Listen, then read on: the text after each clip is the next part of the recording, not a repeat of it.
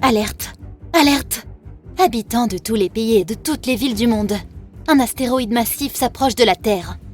Sa vitesse est maintenant plusieurs fois supérieure à celle du son.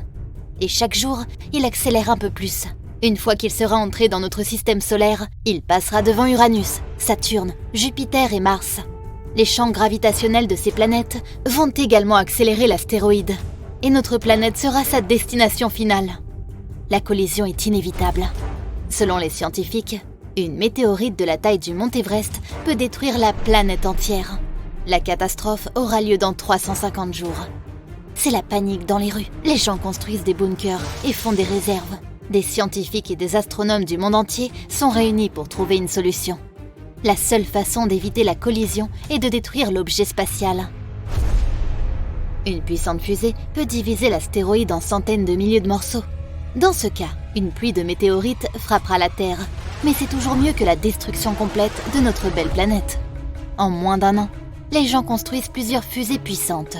Puis, à l'aide des meilleurs télescopes du monde, les astronomes créent un système de guidage unique. Et maintenant, il ne reste plus qu'à attendre que l'astéroïde arrive dans notre système solaire. Tout le monde commence à déménager sur un seul continent, où ont été construits des bunkers de pointe.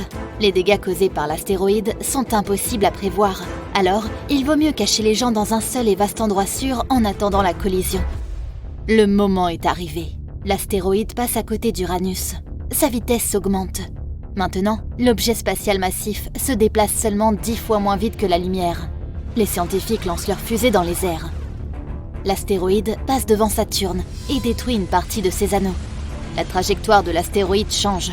Il passe devant d'autres planètes en suivant un chemin sinueux, prend de la vitesse et se dirige maintenant vers la Terre. Les fumées laissent une longue traînée de feu derrière elle et atteignent la vitesse du son. Elle se rapproche de l'astéroïde. Près de Mars, la collision se produit. Les fusées touchent leur cible. L'astéroïde explose et se divise en millions de particules.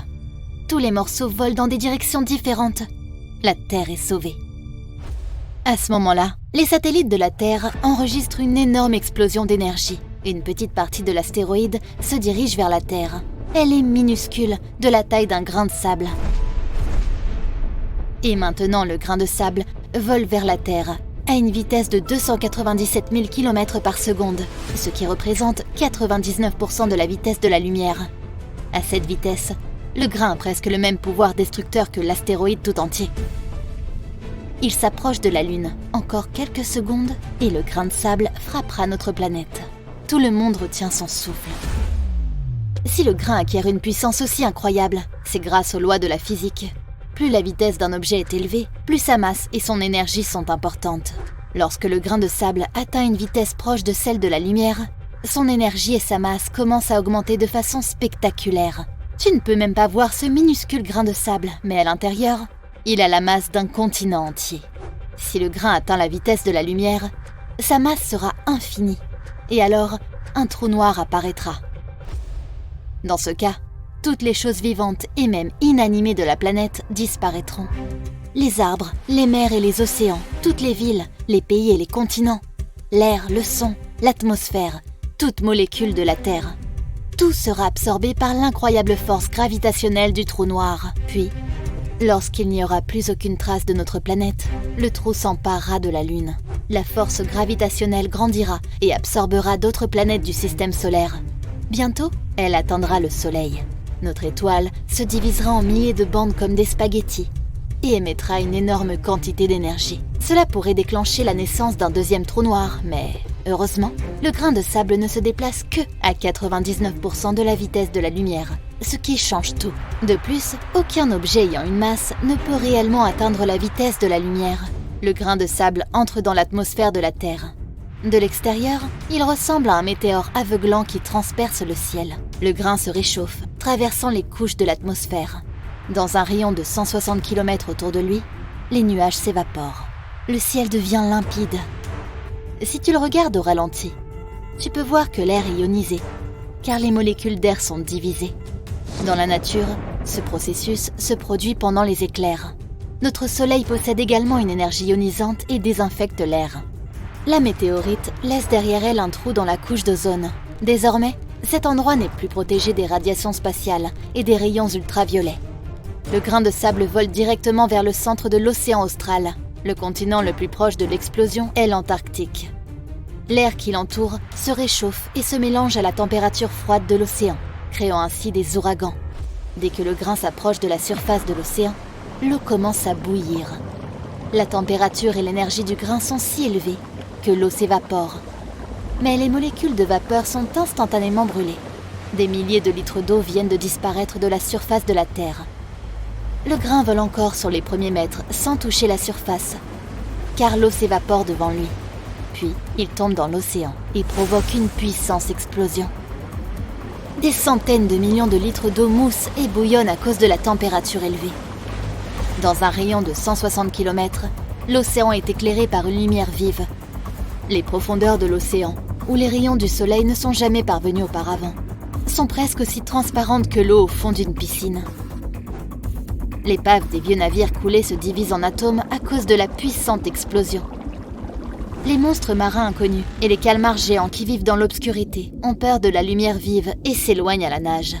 Puis, finalement, le grain de sable touche le fond de la mer et pénètre profondément dans la croûte terrestre. S'il atteint le noyau de la Terre, la planète explosera très probablement à cause d'une puissante libération d'énergie. Heureusement, cela ne va pas se produire. La résistance de l'océan et du sol ralentit le grain et lui retire son énergie. Elle provoque un léger déplacement des plaques tectoniques, et il y a plus à venir. D'énormes vagues se forment et se répandent dans l'océan. L'onde de choc crée d'énormes tsunamis. Imagine que tu jettes une petite pierre dans une flaque d'eau. La même chose se produit dans l'océan, mais à une bien plus grande échelle. Des vagues énormes s'approchent des villes côtières. Heureusement, les gens ont déjà été évacués, mais les dégâts causés par un grain de sable coûteront des centaines de milliards d'euros. Les maisons sont détruites, les routes sont inondées. Au bout d'un moment, il se met à pleuvoir des ouragans. L'eau de l'océan vaporisée par le grain forme d'énormes nuages d'orage. Le vent les pousse vers les continents. Puis, après le tsunami, une pluie incessante se met à tomber, inondant des pays entiers. Plusieurs jours plus tard, les catastrophes naturelles sont toujours là.